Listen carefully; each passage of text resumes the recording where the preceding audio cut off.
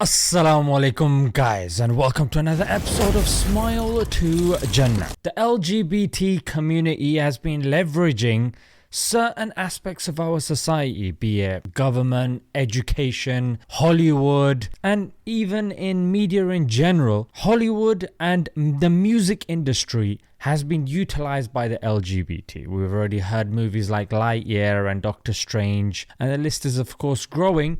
But there are also musicians that are being utilized by the LGBTQ community. I mean, you're probably familiar with Harry Styles, a boy who's from One Direction, dressing up as a woman, wearing nail polish and all that sort of stuff. And you've got other stars like Demi Lovato. She transitioned in 2021. Over the past year and a half, I've been doing some healing and self-reflective work.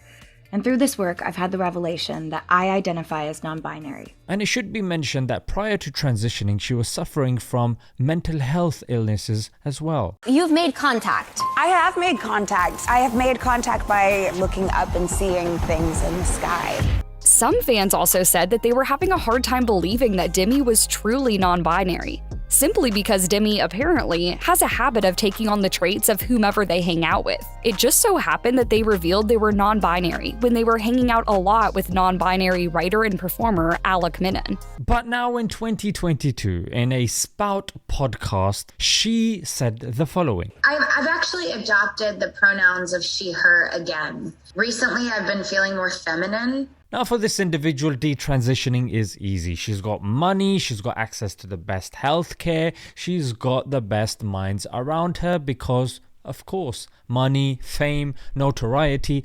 What about, I would say, the millions of people that follow this individual? Yeah, millions of people that unfortunately and sadly don't believe in a higher being, so they try to compensate for that void by attaching and latching themselves into sports teams and celebrities. So there are people who take what these individuals say as gospel. Let's look at a 2021 UCLA research. It says that most non-binary adults are born in the United States. That's about 96%. 58% are white, and 82% of adults face emotional abuse as a child. Another research was Van der Bosch's research on detransitioning, who said that participants' decision to detransition was the realization that their gender dysphoria was related to other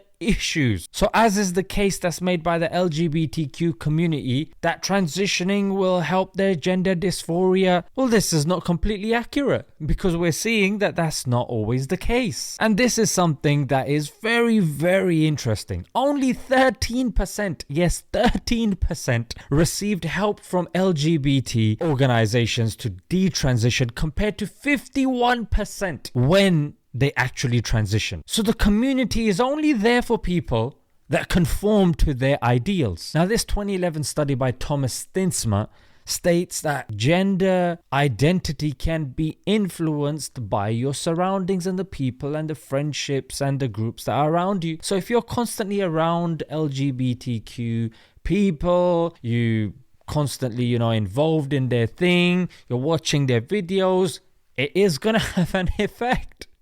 Do we really need a study to tell us that? Now, what does the Quran say about all this confusion? We know What is a Woman by Matt Walsh, definitely a documentary that you guys should see. Every household should see this documentary because it's definitely an insight into where we are at the moment. So the Quran, chapter 16, verse 97, gives a clear distinction between male and female, and then it goes on to say that they will be judged on righteousness alone. So we have all these organizations trying to tell us that our life is predicated on who we want to have intercourse with. It's just everything seems to be related around pleasure, but the Quran tells us otherwise. The Quran gives us depth, gives us substance, it gives us purpose, and it tells us that nothing matters other than the righteous deeds that we will do. And it also has made clear that we have our roles. Let's leave it there, guys. Until next time. Assalamu alaikum.